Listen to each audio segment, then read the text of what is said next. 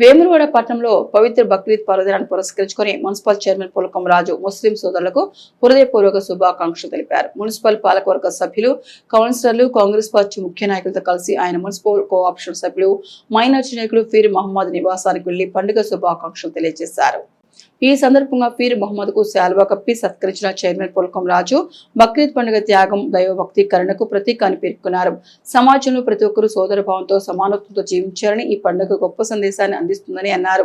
దక్షిణ కాశీగా పేరుగాంచిన వేములవాడ మత సామరస్యానికి నిలువెత్తు నిదర్శనమని, ఇక్కడ హిందూ ముస్లిం సోదరులు పరస్పర పండుగలను గౌరవించుకుంటూ సఖ్యతతో జీవిస్తున్నారని ఆయన తెలిపారు. తమ నివాసానికి స్వయంగా వచ్చి బక్రీద్ శుభాకాంక్షలు తెలిపిన మున్సిపల్ చైర్మన్ పులకం రాజుకి, కౌన్సిలర్లకు, కాంగ్రెస్ నాయకులకు, కోఆప్షన్ సభ్యుడు ఫీర్ మహమ్మద్ ప్రత్యేక కృతజ్ఞతలు తెలిపారు. ఈ కార్యక్రమంలో municipal vice chairman Narala Shekhar, market committee vice chairman Kanikarapu Rakesh, వివిధ వార్డుల కౌన్సిలర్లు, కోఆప్షన్ సభ్యులు, కాంగ్రెస్ పార్టీ సీనియర్ నాయకులు తదితరులు పాల్గొన్నారు.